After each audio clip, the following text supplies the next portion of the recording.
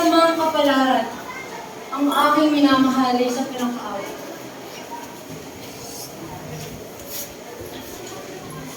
Saribay ko ng pamilya, kanilang sinisita. Kaya naction Juliet.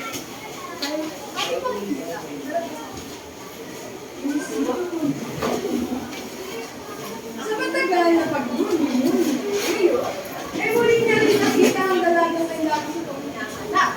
Sa pagkuhan niya, ito na nakaupo sa pagkunahin, ito kong parte na kanilang pamamahal.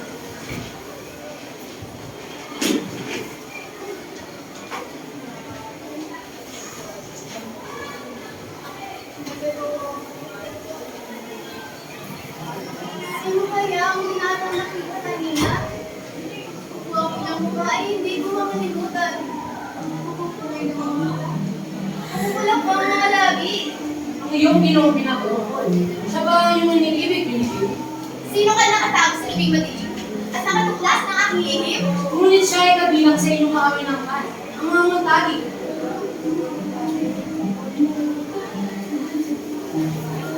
Matapos magsalita ni Juliet, ay nagpakita ng misteryosong boses na nakatuklas ng kanyang bibig.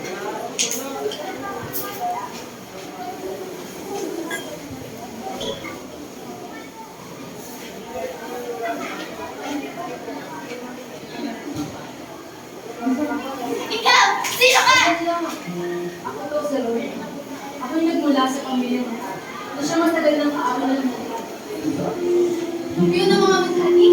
Romeo, Romeo! Itakwil mo ang iyong pangalan. At ako ay hindi na mag-iisang kapatid. Pangalan mo lamang ang magsasabi ka ako. Ikaw ay tuwing. Ngayon, hindi na Rome ng mga matagi ang aking pangalan. Sapagkat ang pangalan ko na sa Ikaw, umalis ka. Kita ka nila rito. Tiyak na papatayin ka! Kamisan mo lamang ang naging. At pintas na ako. Ito lang ang binulong. At iwanan mo ba akong bilang yung At kung kasi ang ngayon ay nais mong mahigal. Ngayon, magpalitan tayo ng tapat sa panahon. At kung alam mo, ngunit nais mo. Bukas ito ay dati ng Gustuin mo. Alam mo, Adios! Adios, mahal ko. Hindi ako titigil na kapaalam. Hanggang ikay aking nakikita. Bigla ang pangyayari. Hindi ba kung sulahan ito ng puso? Mamahan niya naman. Sa isang simbahan, si Romeo ay pumunta sa isa ng malapit na kaibigang Carmen kung mapatigay ng basbas sa kasal na magaganap sa pagitan ng dalawa.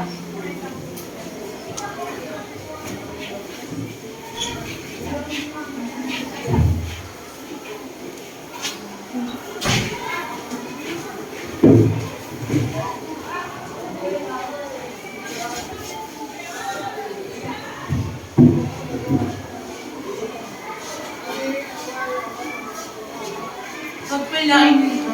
Ang buwan. Mundo kita. Magsisisipag na. Ganda na rito. Sumungi ko sa sarili. Madinig natin. Bakit hindi kayo nalatan? Piyahan.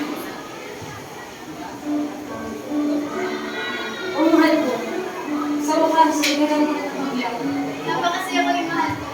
Sapagkat, tutulungan na tayo ng kaisa. At unti-unting nilapit ng binata ang mukha sa dalaga. At sa wakas, ay nagtagpo na rin ang kanilang pangalan. Guys, nakakatuwa naman dalawang magkasintahan. Para tayo lang ang naliligaw ako sa'yo. Ngunit yung bata pa ni Juliet, di ba? Tignan mo yung alam ko pagkatapos ng araw ng kasalan, kasama ni Romeo, kaibigan si Mercurio, at ang pinsang si Benvolio. At nakita nila si Tibal.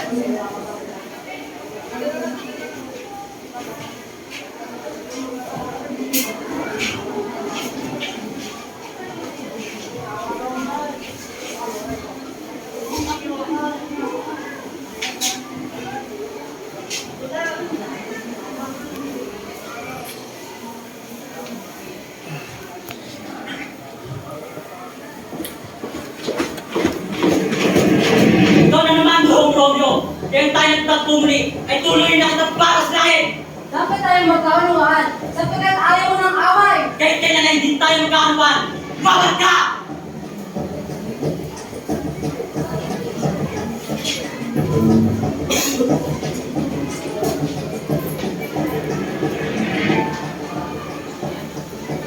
Apa, kung ayaw ni Mama ni Romeo, ako na lang siya! Itigil nila yan!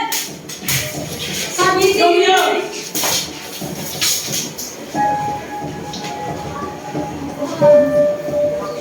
Puso, nais ko na naman nakatahimikan. Ngunit ano ang ginawa mo? Pinatay mo ang mga aking kaibigan. Nararapat lang na mamatay kayo mga alipin! Kahit kailan, Saan talaga ang ikaw? Dami ka mamatay!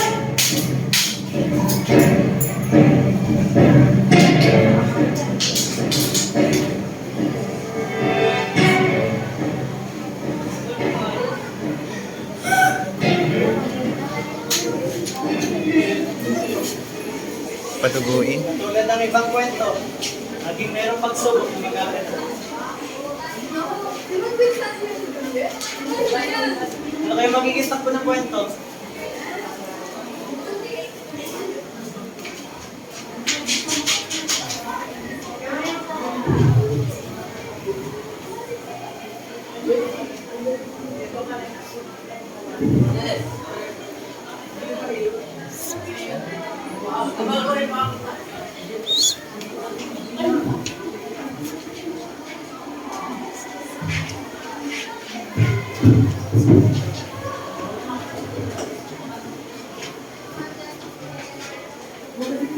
Kamustahan?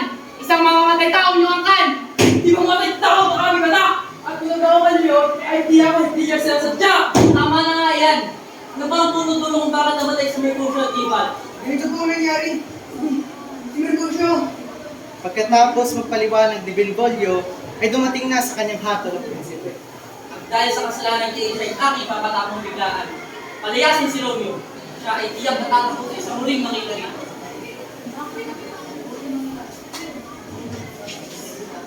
Sa kabila ng mga nangyari, pinuntahan ni Romeo ang dating takbuhan nila ni Juliet. At noon, agad niya itong nakita. Nagsasabi sa kanyang pagmamahal. Ibig nga naman. Swerte ko sa'yo.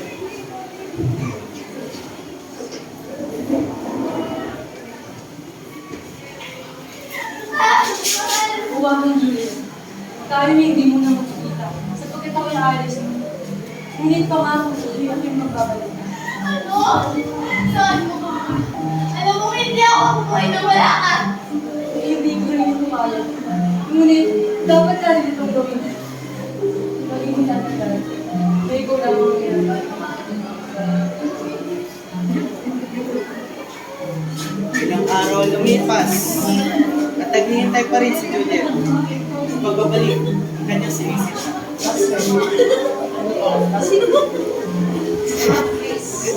Nagulat yun ah.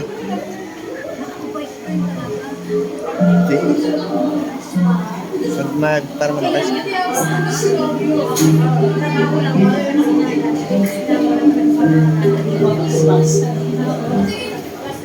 Tawagin mo ang iyong senorita. Senyorita? Senyorita?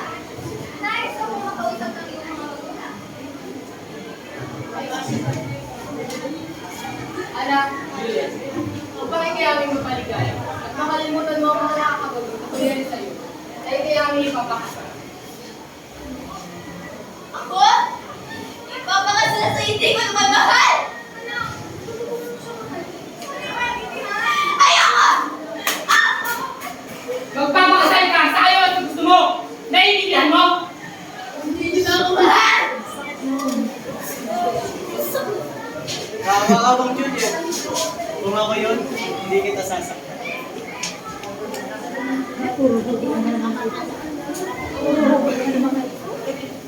Pumunta si Juliet sa simbahan para may gupisan niya ang lahat ng iyan.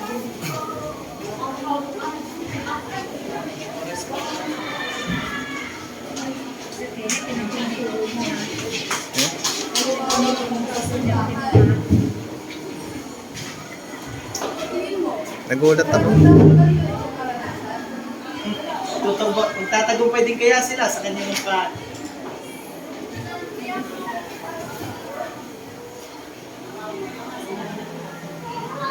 Hindi ko yung pagdiramdam. Ngunit kailangan ko lang ay pagsalita ang pare sa darating na Huwebe. Padre, paano niyo ito masusolusyonan? Tama po ang aking tayo. Kung hindi niyo ito magagawa ng paraan, mas gumasay ko na lamang mamatay. Ngunit ka sa gusto nila. Ngunit bukas ng gabi, ay inumin mo itong garapang ito. Ikaw ay yan. At makakatulog kung walang tigo. Marami ko rin. Pero kung ako dito dalawang oras. Para sa aking mahal, ito man ay aking kamamatay. Ito ay aking nalagay.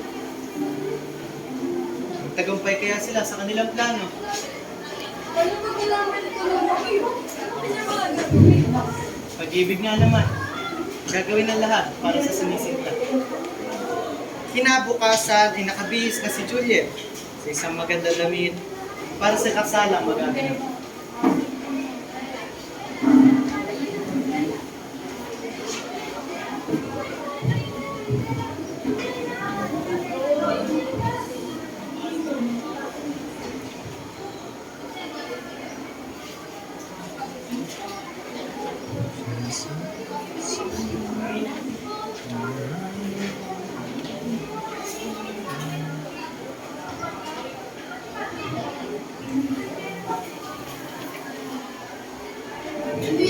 Ano itong aking nagagawa?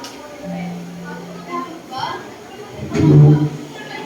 Alam ko ang narapang ito ay ang pagbubuhat sa akin. Tungo sa aking layunin. At nararapat lang. Nararapat ko lamang itong inumin.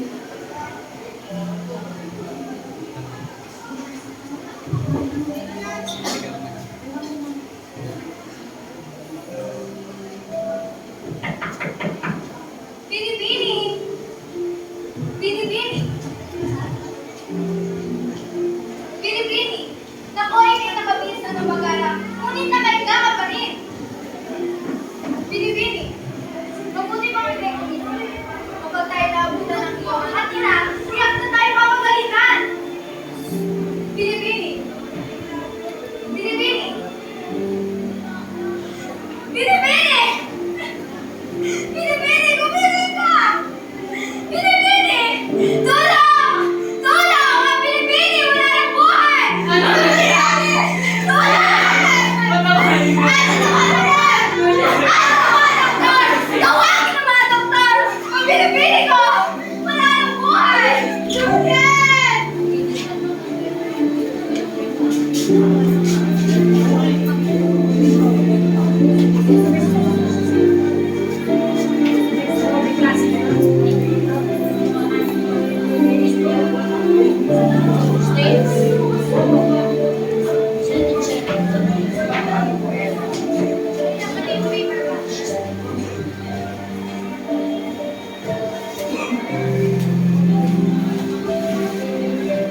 Given man sa kalooban ng kabinet, ay agad na inihanda nito ang libingan ng kanyang anak.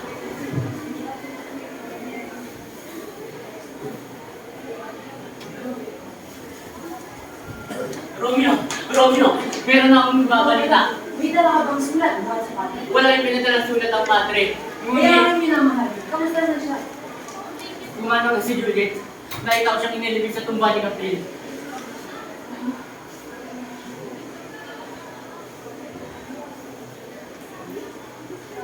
Hindi ko kayang mabuhay sa mundo. Wala ang aking minamahal. Nagtungo si Romeo sa isang botikaryo. Masama ang loob at gulo ang isip.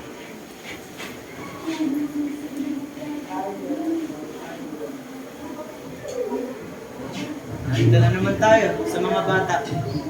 Nakasang bugsot kanilang pagdidesisyon.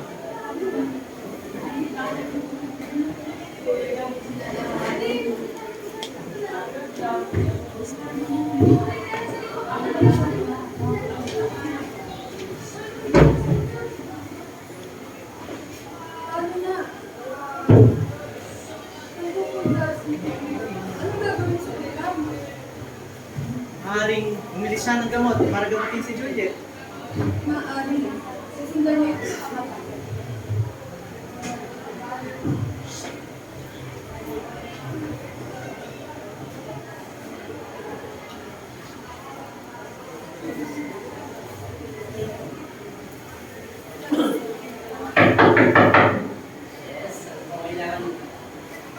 Yung mo ko, yung laso na agad na kamamatay.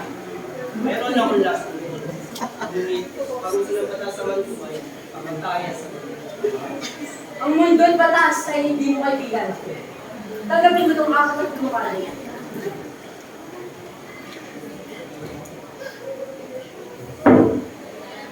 Kano mo yan sa kahit anong tunaw at tuloy. Pagkatapos ay bigla kang mamamatay.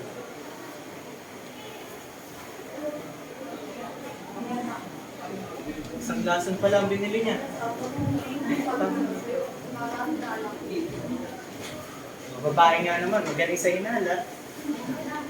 Dumating si Juan at tinausap ang padre sa loob ng simbahan. Buhat ko ito'y ka lang, hindi ka aya-aya.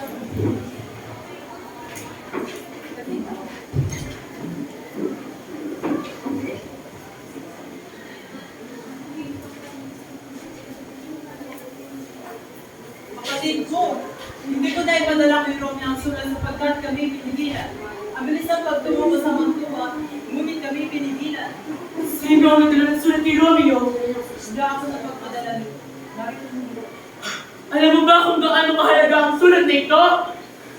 Ihanda ang aking gamit itong pupunta sa libigan ni Juliet. Dali-dali namang sinunod ng Fraile ang utos. Pupunta ito sa libingan dahil natitiyak ito na paparoon ng binatang si Romeo at magigising na ang dalaga sa kahit anong oras. O, paano na to? Magpapakamatay si Romeo, ay magiging sila sa Juliet. Kakabutan kaya yung dalawa. Buhay. Ito kaya.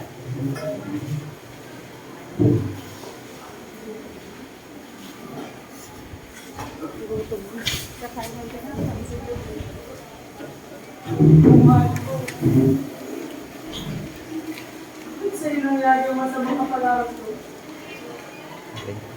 Kung gayon, ako'y pupunta sa iyong piling at doon tayo magsasama habang buhay. Lesson!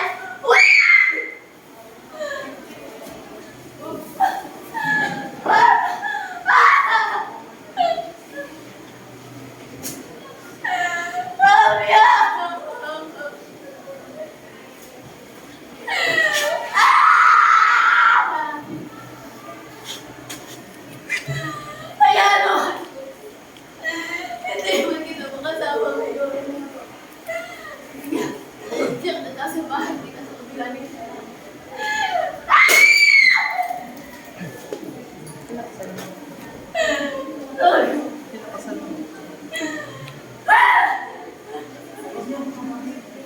Baka dito ka dito.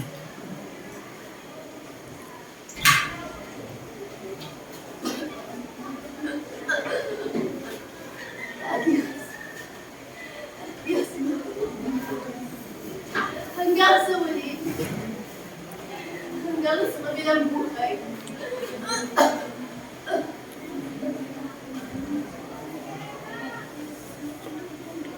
Juliet!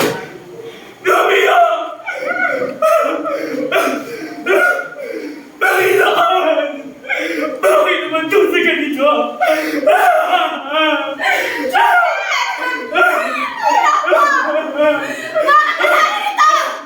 Pinatay mo sa live!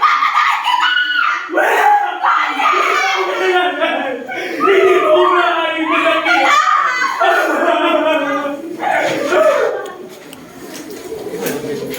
Bubog ba yun?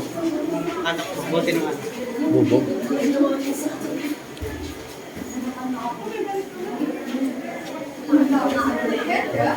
Ay pinatawag ang pamilya ko tayo at kapili upang may paalam kung ano ba talaga ang mangyari.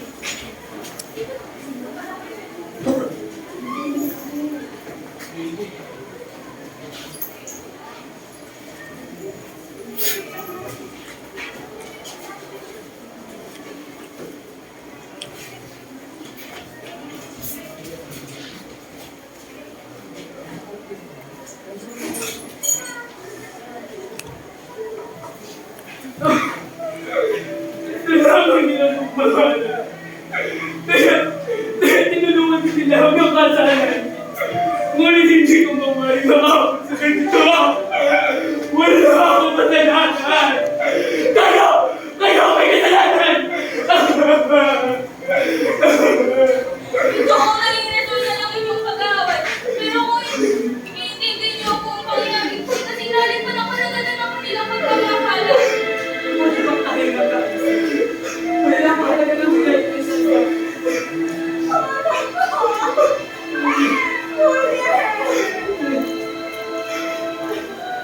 Masakayin ako sa'yo. Parang sa pagkakaan.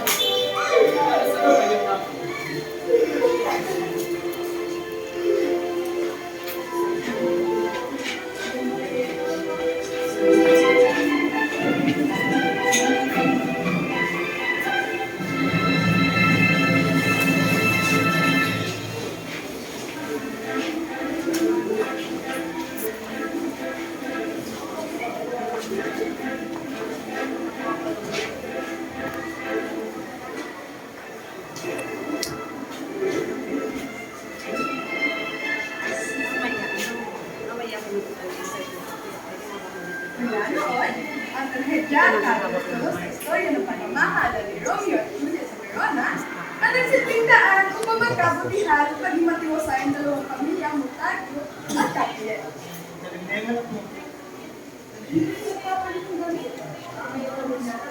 Kasi yun muna. Di paghahanda ko yung makakain.